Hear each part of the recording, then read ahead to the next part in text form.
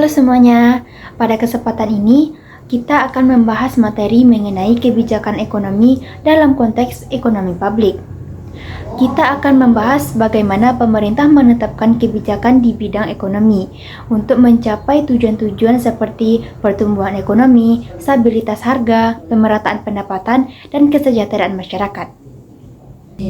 Kebijakan ekonomi pada dasarnya merupakan tindakan atau keputusan pemerintah untuk mengatur perekonomian suatu negara. Tujuannya agar ekonomi bisa tumbuh stabil dan memberikan kesejahteraan bagi masyarakat. Secara umum, ada 3 jenis kebijakan ekonomi. Yang pertama, kebijakan fiskal, yaitu kebijakan yang mengatur pendapatan dan pengeluaran pemerintah, misalnya pajak dan belanja negara. Contohnya, menaikkan belanja pemerintah untuk mendorong pertumbuhan ekonomi. Yang kedua, kebijakan moneter, yaitu pengaturan jumlah uang yang beredar dan suku bunga oleh bank sentral.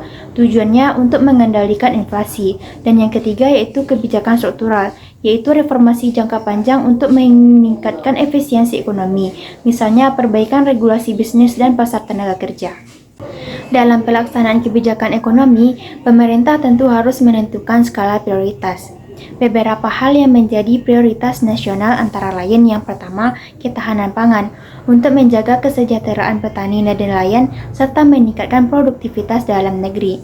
Yang kedua, transisi dan ketahanan energi nasional agar kebutuhan energi bisa dipenuhi secara berkelanjutan. Yang ketiga, penguatan program sosial seperti program bantuan bagi kelompok rentan. Dan yang keempat ada revitalisasi sektor produksi, terutama pada hilirisasi industri, ekonomi hijau, ekonomi kreatif, dan digitalisasi.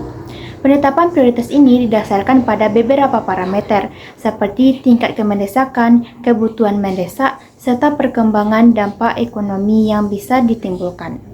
Untuk menentukan prioritas kebijakan, pemerintah juga mempertimbangkan berbagai kondisi dan kriteria penting, antara lain yang pertama, lingkungan global dan domestik, seperti ketidakpastian geopolitik, fluktuasi harga komoditas, atau perlambatan perdagangan dunia. Yang kedua, kesiapan pelaksanaan kebijakan, termasuk ketersediaan infrastruktur dan sumber daya manusia. Yang ketiga, kebutuhan menjaga stabilitas makroekonomi seperti mengendalikan inflasi dan menjaga nilai tukar. Dan yang terakhir ada pemerataan dan penyerapan tenaga kerja, termasuk dukungan terhadap UMKM dan peningkatan kualitas sumber daya manusia. Menjelang tahun 2025, ada beberapa syarat utama dalam menentukan prioritas kebijakan ekonomi nasional.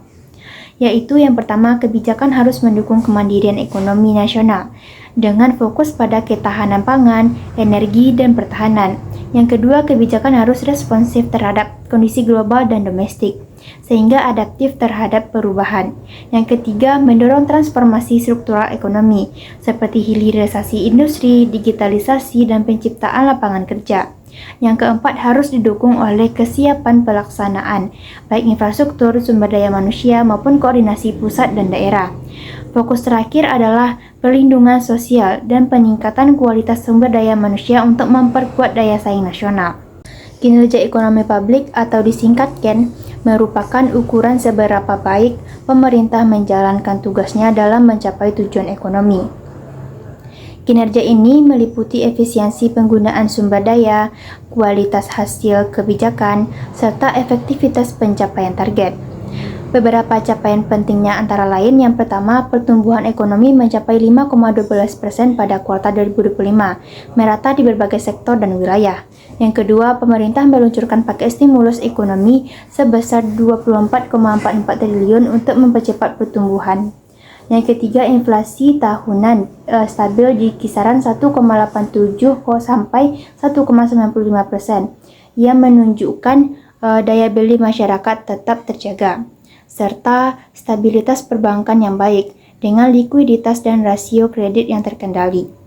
Selanjutnya, kinerja ekonomi publik juga berperan besar dalam mendorong pertumbuhan bisnis.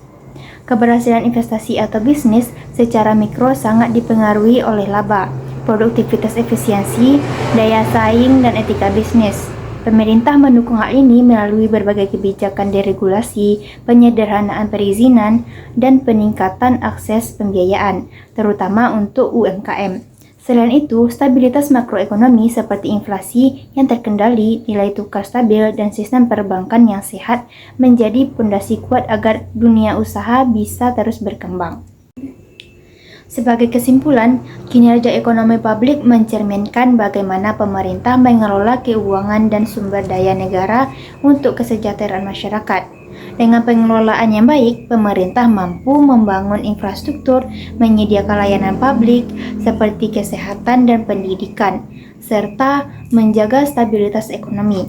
Kinerja ekonomi publik yang efektif tidak hanya meningkatkan pertumbuhan bisnis dan lapangan kerja, tetapi juga menciptakan kesejahteraan yang merata bagi seluruh rakyat Indonesia. Demikian materi yang dapat saya paparkan mengenai kebijakan ekonomi dalam kinerja ekonomi publik. Terima kasih.